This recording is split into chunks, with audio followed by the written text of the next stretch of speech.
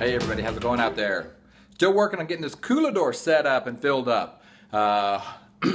If you haven't, if you're just now finding this video, you may want to go back and see the other parts, like part 1, 2, and 3 on how to set up your Coolidor, how to get it cleaned out, loaded with cigars. I spent a little bit of time talking about different humidification, and again, what works for me. Now I'm going to talk a little bit about hygrometers, because we need to know what's happening inside that humidor or Coolidor. Doesn't matter what's a humidor, a Coolidor, a tupidor. We need to know what's happening. We know how to maintain it, but if I maintain it at 90% humidity, that doesn't do me a whole lot of good. If I maintain perfect maintenance on humidity at 30% humidity, that doesn't do me any good either.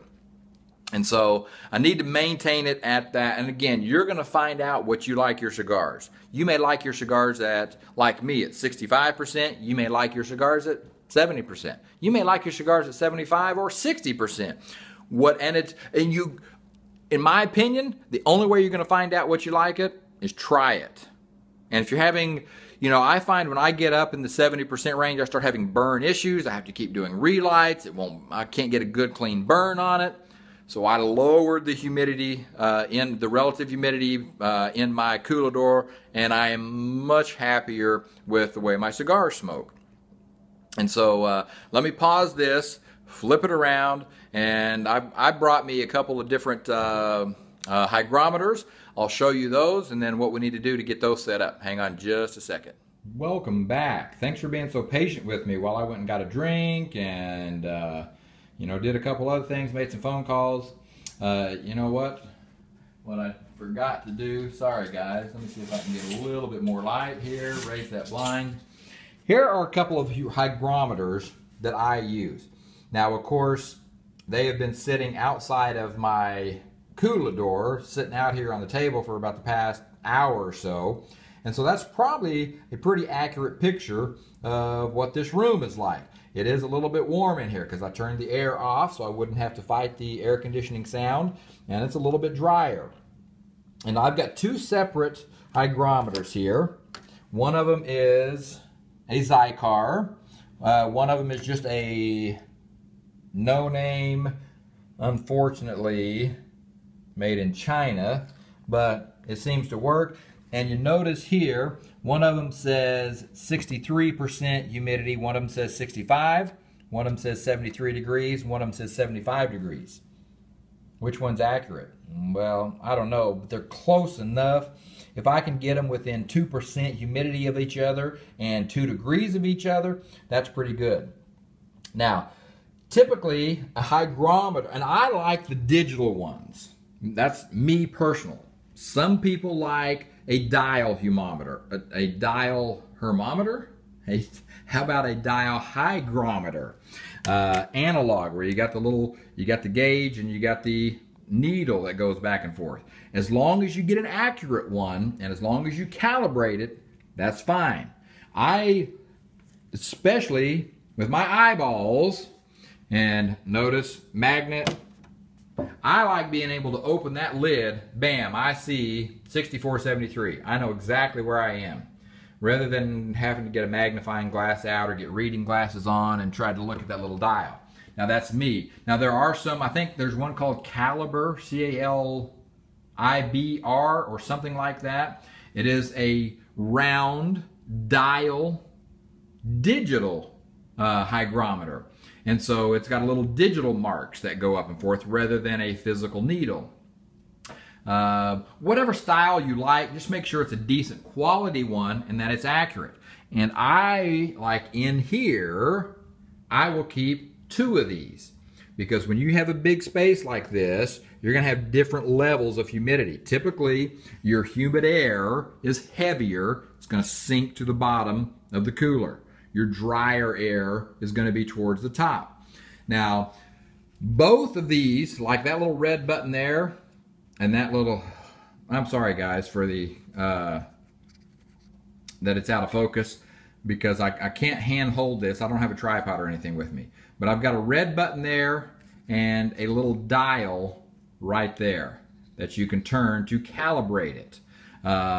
This one, you have a course, you got it, well, you can't read that. You got an on-off button, you got a calibrate button, and then you got a min-max button. So if you want to know what the minimum and the maximum temperature and humidity level is in there, or was at some point, you can go do that and then you can reset it. Again, that one's a Cigar. The newer Cigars, they say, do not need to be calibrated. They do not come with a calibrate button. They come calibrated out of the factory. I know on this Cigar, when I replace the batteries, I have to recalibrate. When I replace the batteries on this one, I do it anyway just to make sure that I'm right. Now the way I calibrate, I do not use the saltwater method, where you take like a little 2-liter soda cap or something like that, fill it full of salt, put some water in there, stir it up, make kind of almost like a salt solution paste, put it in a Ziploc, put that Ziploc in another, and then calibrate.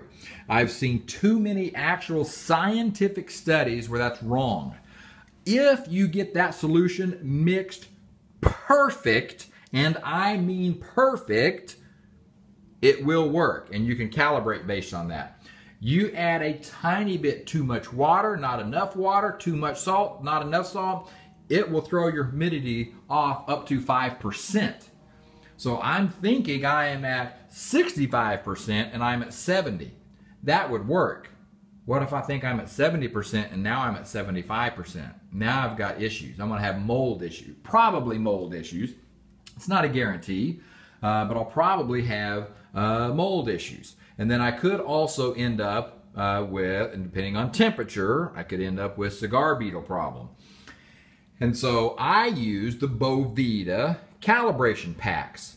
They make, it's like an 85%, and it doesn't matter what the percentage is, but they make like a, you know what, it may not be 80. I bet it's a 70%. I forgot to bring it with me. Anyway, they make a calibration pack. You rip the top, it's in like a little Ziploc baggie, you rip the top off, you put that in the Ziploc bag, zip it up nice and tight, and then I come back in about 24 hours. And whatever that pack says, if that says it's 70%, that should be exactly 70%. If it's not, then you use your calibrate, find your instructions, however it tells you to calibrate it. And then that one's ready to go. I grab the next one. Put this in the little Boveda calibration pack. Let it set for 2 days, a day to 2 days, depending. Yeah, 24 hours is probably good. And then, on this one, I hit the button, rotate the dial, and then it's good to go. Now they're calibrated, and then I check that calibration about every 6 months. I will save that calibration packet from Boveda. 6 months, I'll put these back in there, let it set for a day. Yes, we're still good. Put that one in there. Yes, it's still good. And then I typically throw that Boveda pack away, and then I'll get me a new one. If you get a new one, or you buy multiples of these, they will be good until you tear the top off and unzip and open it. So you can have a couple in stock. That way, if I need to change the battery, I put a new battery in, throw it in my Boveda calibration kit for, again, a couple of days, a day to 2 days. Now, the reason I like 2 hygrometers, I like one at the top, I like one down there at the bottom, because your humidity, the heavier humidity will sink to the bottom, and then I can check. And then even if I never open this for, say, 6 weeks, I don't need to get in there to get a cigar, I'll open it, look at my humidity, and notice this is where my lid comes in handy. I'll pull this out, and then I'll just fan it a little bit. So I'll fan that, move that air around. I may have it open for 5 minutes. I won't fan for 5 minutes, but I fan it really good, get that air moving around, put that in there. If my humidity level is dropped, I'll go ahead and add water to my beads while I've got it open, and then close it up and come back in 6 weeks and check and see how it's doing. Every 2-3 months, I will rotate my cigars. So I will take these. Now I'm doing this one-handed. I try to be very gentle because I don't want to, mess up the wrapper on the cigar. The wrapper is the outer leaf, by the way. And so, I'll rotate these. Of course, I won't have these in there for several months. They're typically 2 weeks before they get thrown into, you know, something else. You know, I'll take all of these boxes out. Now, this box goes on the bottom box comes on top. You know, I just, you know, kind of rotate like you're rotating stock. And so that blue box now comes on the top, everything drops. In a couple of months, that box comes out on the top, everything drops. That one comes out, everything drops, and eventually the blue box gets back on the bottom again. If you have some that are sealed incredibly well, and I do this anyway, whether they're sealed incredibly well or not. It's just, again, a habit of mine.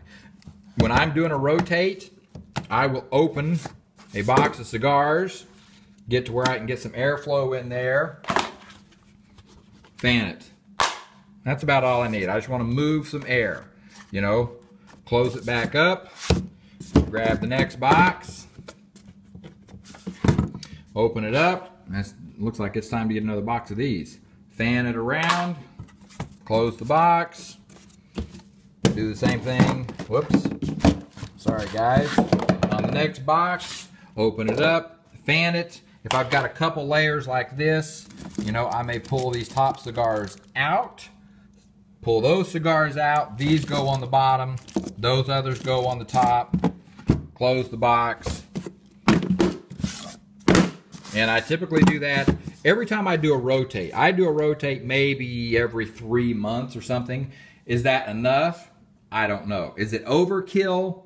I don't know. I don't think it could ever be overkill, but number one, I know I don't have an issue because I like the way my cigars smoke.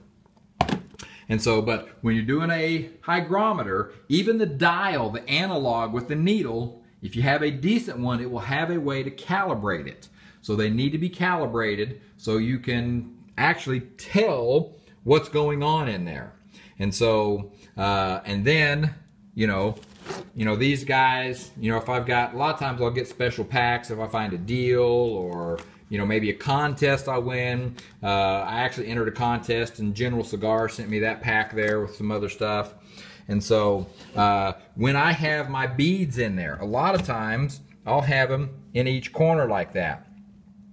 And I will look, if I consistently notice, you know, that may be at 60, you know, these again, these are 65% beads. So if I know that's at 67%, this is at 63%, I may take one of these, bring it up top, maybe even set it in here. Again, it's going to give off. Now, I would not have them that close together. I may put it something like that, have one on that side, one on that side. When I do a rotate, I may bring that over there, bring this over here. And again, that may sound like it's a lot of maintenance, but again, remember, at a maximum, for me, again, me and my environment, I check these once every 6 weeks. I do a rotate every, oh, I don't know, 2.5 to 3 months. Close it up, leave it, we're good to go. And so, and that is an incredible, you buy an actual cedar humidor that size, oh, it's, okay, no, I was gonna say $1 million. It's not $1 million, but it's gonna be a whole lot more expensive than buying one of these coolers from your, you know, local discount store, your big box store, wherever you go to buy them.